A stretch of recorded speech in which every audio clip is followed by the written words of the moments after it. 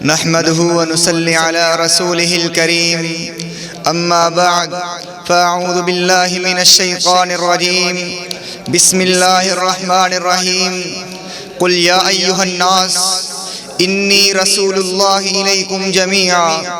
حضرات گرامی قدر، آج ہم اس مقام پر جمع ہوئے ہیں، اپنے آقا کی سیرت کو بیان کرنے کے لیے آئے ہیں، اس کے حسن کو، اس کے مقام کو، اس کی بہادری کو بیان کرنے کے لیے آئے ہیں، اس کالی کملی والے آقا کی سیرت کو بیان کرنے کے لیے آئے ہیں کہ جس کے بارے میں کسی کہنے والے نے کہا تھا ما تتورو ما اتینا بمثلہ، کہ مدتیں بیت گئیں مگر کالی کملی والے جیسا کوئی نہیں آیا، اور جب کالی کملی والے آقا آ گئے تو اعلان کر دیا گیا اب تجھ جیسا آ سکتا ہی نہیں۔ اور حضرات گرامی قدر، میرے آقا کے مقام کا کیا عالم کہ جتنے بھی انبیاء اپنے اپنے علاقے کے بڑے بن کے آئے، اپنے اپنے زمانے کے بڑے بن کے آئے، کوئی آیا قوم ہود کا بڑا بن کے آیا، کوئی آیا قوم عاد کا بڑا بن کے آیا، قوم مدین کا بڑا بن کے آیا، کوئی آیا قوم بن اسرائیل کا بڑا بن کے آیا۔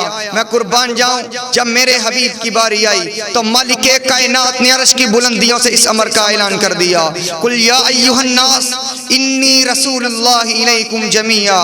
حضرات گرامی قدر، میرے اللہ نے اس امر کا اعلان کر دیا کہ آج وہ آیا ہے جو مکہ و مدینہ کا بڑا بن کے نہیں آیا، جو حجاز عرب کا بڑا بن کے نہیں آیا، جو کسی خاص علاقے کے لیے بڑا بن کے نہیں آیا۔ میں قربان جاؤں، آج وہ آیا ہے جو سارے زمانوں کا بڑا بن کے آیا ہے، سارے مکانوں کا بڑا بن کے آیا ہے۔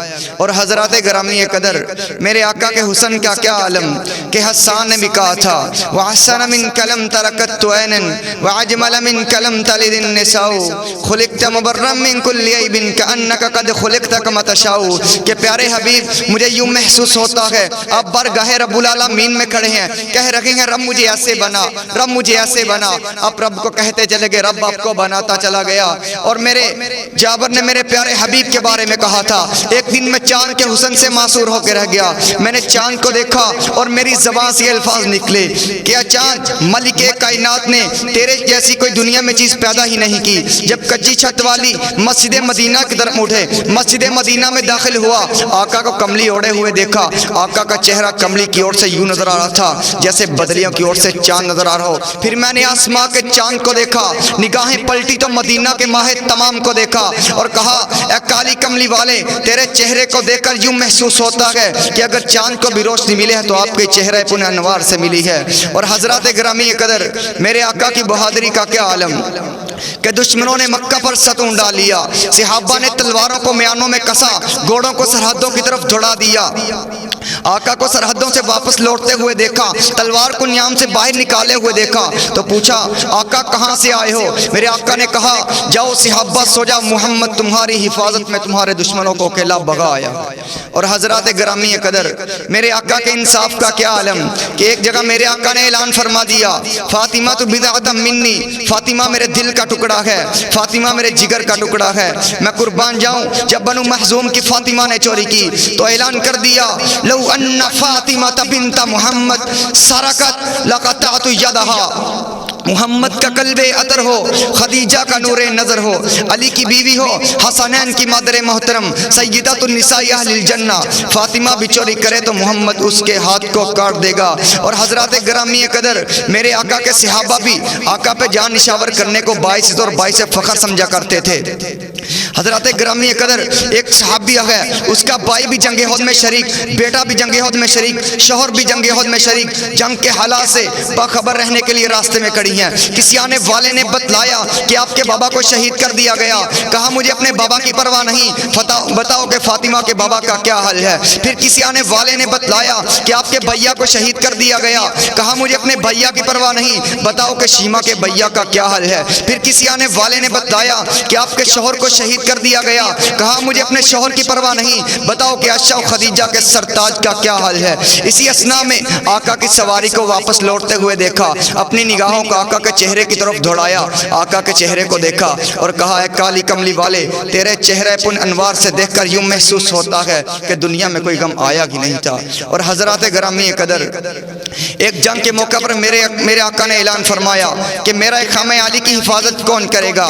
جلدی سے دجاب ابن سکن سکن کھڑے ہوتے ہیں۔ آقا نے ان کے پتلے اور دبلے جسم کو دیکھا، بیٹھنے کو کہا۔ آقا نے پھر پوچھا، پھر دیاب کھڑے ہوئے۔ آقا نے پھر پوچھا، پھر دیاب کھڑے ہوئے۔ دیاب نے کہا آقا میرے پتلے اور دبلے جسم کو نہ دیکھیے، میرے جوش کو دیکھیے، میرے ولولے کو دیکھیے۔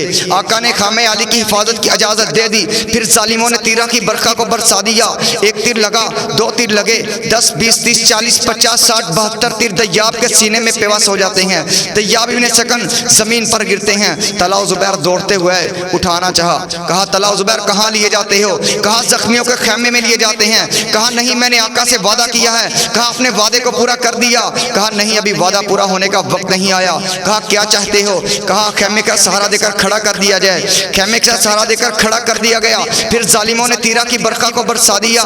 75 تیر لگے، 80 تیر لگے، 85 90 اور 92 تیر دیاب کے سینے میں پیوست ہو جاتے ہیں۔